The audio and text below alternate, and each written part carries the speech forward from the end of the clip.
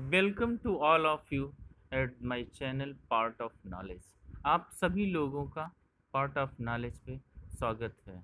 आज हम welfare management के बारे में आप लोगों को बताएंगे। इस पीपीटी में देखिए और वेलफेयर मैनेज के प्रोविजंस को समझिए। किसी व्यूअर्स ने हमसे ये रिक्वेस्ट किया था कि वेलफेयर मैनेजमेंट के शुरू से हो रही प्रोविजंस के शुरू से हुए रहे कॉजेज और सिस्टम्स के बारे में आप बात करेंगे। तो आज हम इस वेलफेयर मैनेजमेंट की स्लाइड आपको दे रहे हैं। Welfare is a type of support by the system of governance. ये एक प्रकार का सहयोग है गवर्नेंस के द्वारा for the improvement of basic living standard of the citizen of the nation। उस राज्य के उस राज्य के गवर्नेंस के लिए जो जिम्मेदारी है, जिससे उस राज्य के नागरिकों को मूलभूत आवश्यक सुविधाएं जो जीवन के लिए आवश्यक हैं वो प्रदान की जाएं। इसके लिए इन लोगों ने शुरू किया गवर्नेंस की ये जिम्मेदारी हुई regarding to the protection of its member and to ensure basic living standard needs of the citizen by the system of the governance for their member of the state। So under this procedure जब ये programme बड़ा हुआ तो international labour organisation ने इसे socio behavioural phenomena को मानते हुए सोशल सिक्योरिटी के एक प्रोग्राम्स को स्टेट में इम्प्लीमेंट करने की प्रोसीजर्स के लिए नॉर्म्स को दिए, जो social assistant and social insurance के प्रोविजंस के साथ आई। ये इंटरनेशनल लेबर ऑर्गेनाइजेशन ILO जो सोशल असिस्टेंट प्रोग्राम्स के रेफरेंस में सपोर्ट करने की काम किया, जो उस नागरिकों को, उस देश के नागरिकों के लिए और उस देश के मेंबर्स के लिए, उस देश के सिटीजन्स के लिए, उस देश में जो बीमार लोग हैं उनके ट्रीटमेंट के लिए, जो डिसेबल्ड लोग हैं उनके डिसेबल्ड बेनिफिट के लिए, जो मेडिकल ट्रीटमेंट के जो एक्सपेंसेस हैं उनको बियर नहीं कर पा रहे हैं किसी भी रीजन से, ऑक्यूपेशनल इंजरी के थ्रू, उस सब के लिए जो एक्सपेंस है बहुत हद तक गवर्नेंस ने अपनी इस जिम्मेदारी को समझते हुए लोगों को हेल्प करना शुरू किया। लोगों ने इस चीज़ को हेल्प के प्रोविजंस को दिया। वेलफेयर सिस्टम में स्टेट सोशल सर्विसेज के लिए इनके रिलेशंस, इनके क्राइटेरिया डिसाइड किए, इनके पैरामीटर्स डिसाइड किए, जिसमें पब्लिक हेल्थ केयर की प्रोविजंस को लगाया।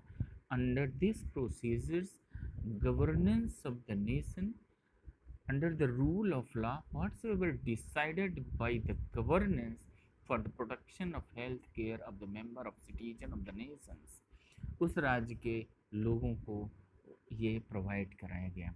जो लोग अपने शैक्षिक योग्यता के कमिंग जनरेशन को डेवलप करने के लिए कि हमारे देश के आने वाली जनरेशन डेवलप हो, उसके लिए हम लोगों को एजुकेशनल इम्प्रूवमेंट करें, जिससे उनकी ट्रेनिंग इम्प्रूवमेंट हो और वो ट्रेनिंग इम्प्रूवमेंट के प्रोसीजर के साथ self development, citizen development and nation development की बात का काम शुरू हो सके।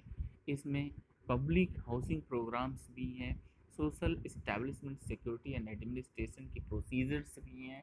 तो अलग अलग देश अलग अलग प्रोसीजर्स के अकॉर्डिंग अलग अलग पैरामीटर्स बनाया, जो उनके फाइनेंशियल स्ट्रक्चर के लिए, जो उनके पब्लिक रिक्वायरमेंट्स के लिए इस्टेब्लिश हो सके और ये एक कंटिन्यू प्रोसेस चल सके, जिससे समाज में एक समृद्धता आए।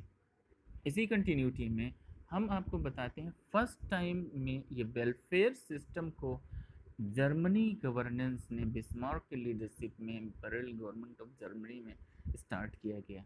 सबसे पहले ये इंट्रोड्यूस किया गया था सोशल सिक्योरिटी के फिनोमेना से इन 1889 में, और यूएन ने near about early of the 20th century में, नियर अबाउट द 1913 में, एग्जैक्ट ये जो हमारे पास मिला ये अभी यही है 1913, ये रिकमेंड किया गया कि हम इस प्रोसीजर्स को गवर्नेंस सिस्टम से लें for the protection of the national members means the citizens के लिए किया। और इसी समय हम लोगों ने देखा विश्व परिदृश्य में कि नेशनल इंश्योरेंस एक्ट 1946 में आया, जो ब्रिटिश प्रोसीजर्स के साथ आया, और यूनिवर्सल डिक्लेरेशन के थ्रू ह्यूमन राइट के प्रोविजंस को जब डेवलप किया गया यूएनओ के द्वारा, तो वहाँ आर्टिकल 22 और आर्टिकल 25 इस बात के लिए कंटिन्यू प्रोसीड किया गया।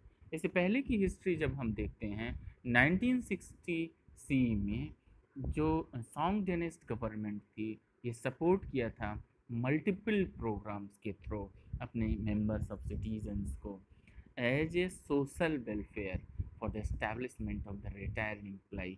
ऐसे एम्प्लॉयज जो रिटायर हो गए, जिन्होंने अपनी पूरी जीवन की सेवा दे चुकी है, उसके प्रति सरकार की दायित्व बनते हैं और उनके जीवन को एक आदर्शपूर्ण स्वरूप से वो जी सकें, इसके लिए गवर्नेंस ने ये चीज़ शुरू किया था।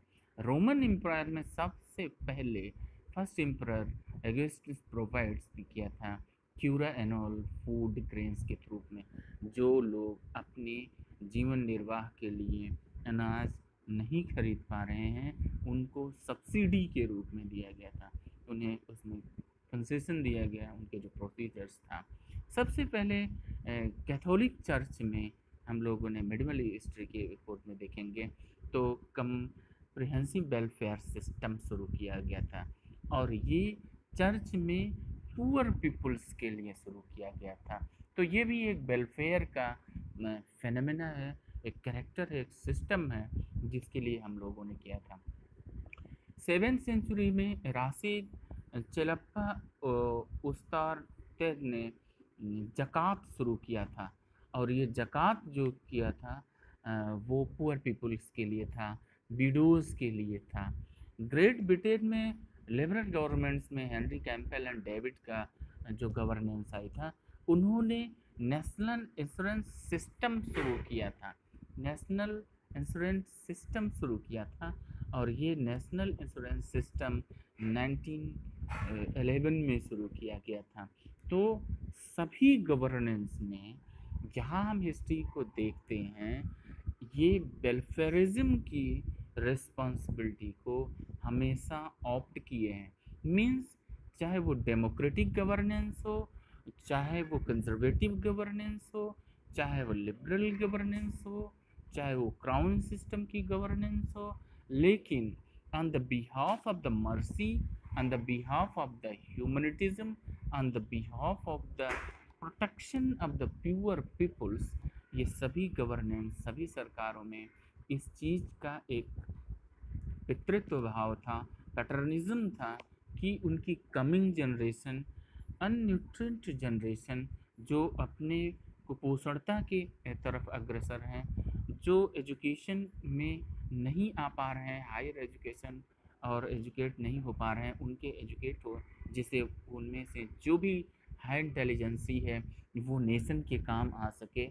इसमें जो वो लोग हैं जिन्होंने अपनी सेवाएं दे चुके हैं देश के लिए, चाहे वो मिलिट्री से हों, चाहे मेडिकल से हों, या किसी गवर्नेंस या ब्यूरोक्रेटिक सिस्टम से हों, लेकिन अब इस समय उनके जो कंडीशन में मेजरेबिलिटीज़ हैं, अब वो नहीं कर पा रहे हैं, इसलिए उनको हेल्प किया जाए, क्योंकि उन्होंने एक कंट्री को, अपने आप को समर्पित किया था और अपने आप को सर्व किया था।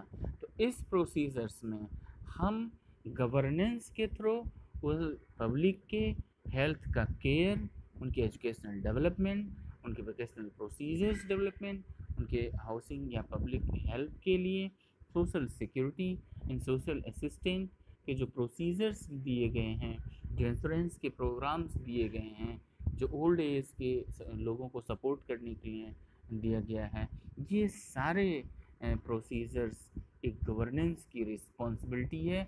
और इस रिस्पॉन्सिबिलिटी को सभी गवर्नेंस में ऑप्ट किया।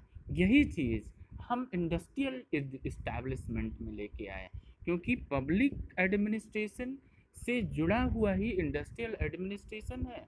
वहाँ भी हमारे एम्प्लॉइज़ हैं, वहाँ भी लोग रिटायर हो रहे हैं, वहाँ भी लोगों को दिक्कत हुई, मेडिकल फैसिलिटीज़ चाहिए, सिक बेनिफिट्स चाहिए, सिक लीव चाहिए, अनएम्प्लॉयमेंट्स वहाँ भी चाहिए, डिसेबिलिटी वहाँ होती हैं, डिसेबिलिटी बेनिफिट्स चाहिए, ऑक्यूपेशनल इंजरीज के लिए बेनिफिट्स चाहिए। This one is the sole responsibility of the employer who promote, protect and help to his employees.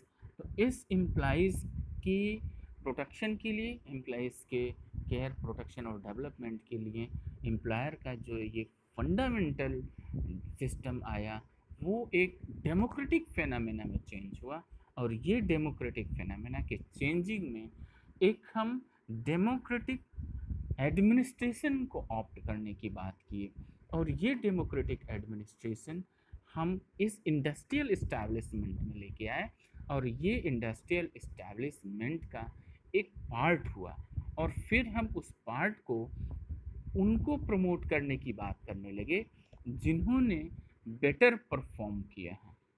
और उस बेटर परफॉर्म करने के प्रोसीजर्स में जो हमने सिस्टम ऑप्ट किया, वो कैटेगराइजेशन का ऑप्ट किया। कौन इस लायक है और कौन इस लायक नहीं है, उसका क्राइटेरिया क्या बन रहा है, उसका हेल्थ परफॉर्मेंस कैसा है, उसका वर्क परफॉर्मेंस कैसा है, उसका बिहेवियरल सिस्टम कैसा है। इन सारे चीज़ों को अप टू मॉक एनालिसिस करते हुए एक इंडस्ट्रियल एडमिनिस्ट्रेशन ने इन चीज़ों को इस्टेब्लिश करने की कोशिश किया। तो थैंक्स फॉर दैट। एंड इसके बाद हम जो पर्सनल मैनेजमेंट की प्रोसीडिंग शुरू होंगी, उस पे हम नेक्स्ट स्लाइड में coming soon as well as, इसको आप देखिए और अपने विचारों के साथ रहिए। कभी कभी आपको लगता है कि ये सारी चीज़ें ख़राब हैं, जिन लोगों की इंटेलिजेंसी में डाइवर्जन है, वो जल्दी थक जाते हैं, चीज़ों को समझ नहीं पाते हैं, हल्की फुल्की चीज़ें वीडियो देखना चाहते हैं, वो लोग इसमें थोड़ा सा अच्छा कम लग पाएगा। लेकिन जो अपने थॉट्स में, अपने बिहेव में और अपने एनालिसिस पावर में डेवलपमेंट चाहते हैं, वो इन सब चीज़ों को बहुत आराम से, बड़े संजीदगी से, वेरी केयरफुल्ली लिसन करेंगे, केयरफुल्ली इसको सुनेंगे। I think they are benefited for the lecture. Thanks to all of you. Meeting shown.